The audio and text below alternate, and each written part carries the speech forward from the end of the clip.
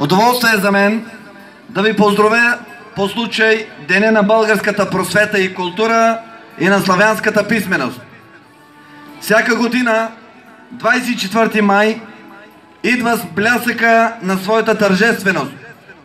Пренасъл възрожденския си дух и през годините утвърдил се като най-светлия, най-съкровенния, най-българския празник. Това е денят на буквите, на просветата, на духа.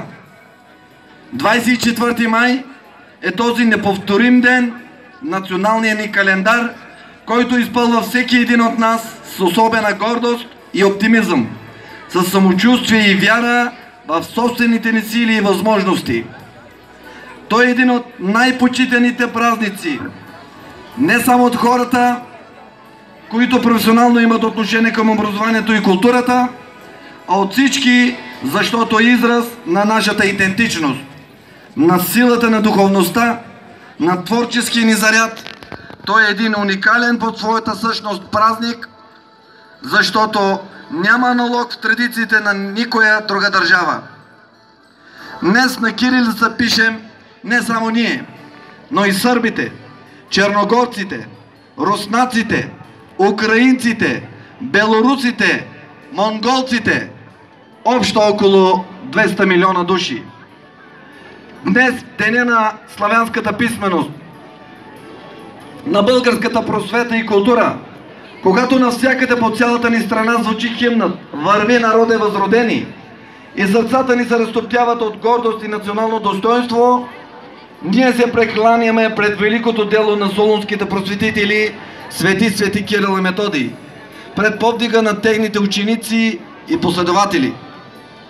Прекланяме се и пред всички вас, уважаеми учители, културни и просветни дейци, съвременните носители на българската духовност, пред силата на вашия професионализъм и усилия да съхранявате родния език и българската духовност.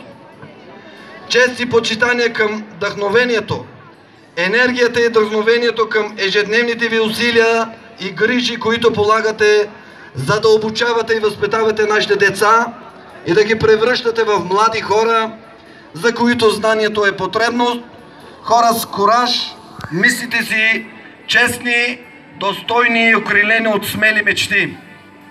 Високите резултати, постигнати от тях и от вас в областта на учебно-възпитателната работа, спорта, културата, във всички училищни и извънучилищни дейности, не само на общинско, но и на областно и на национално ниво, говорят за това, че в нашите детски градини и училища се учат и възпитават умни, амбициозни, упорити и талантливи деца и ученици, заслужаващи подкрепата ни. Гордеем се с вас и вашите успехи, защото те са и наши успехи. Успехи на община Кирково. Позволете ми с най-сърдечни и топли чувства да поздравя и да честитя празника на всички зрелостници от Випуск 2017 от трите средни училища на община Кирково. Бъдете здрави, усмихнати и позитивни, изпълнени с мечти и сили. Бъдете любознателни и трудолюбиви. Не спирайте нито за миг да се усъвършенствате, защото само така ще се развивате в правилната посока. Нека вашите мечти се превръщат в реалност, която да ви носи както морална, така и материална удовлетвореност. И това да ви доближава до усещането за щастие. Пожелавам ви да продължите образованието си в престижни университети и да се реализирате успешно в сферата, в която желаете. Защото вие сте потенциала, бъдещето на община Кирково.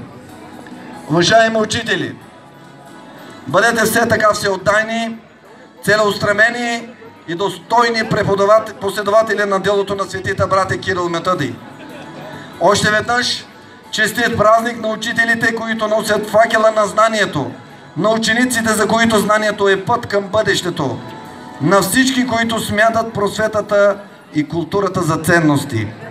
Пожелавам ви здраве, много щастие и успехи в живота на вас и на вашите семейства. Благодаря още веднъж, честит празник!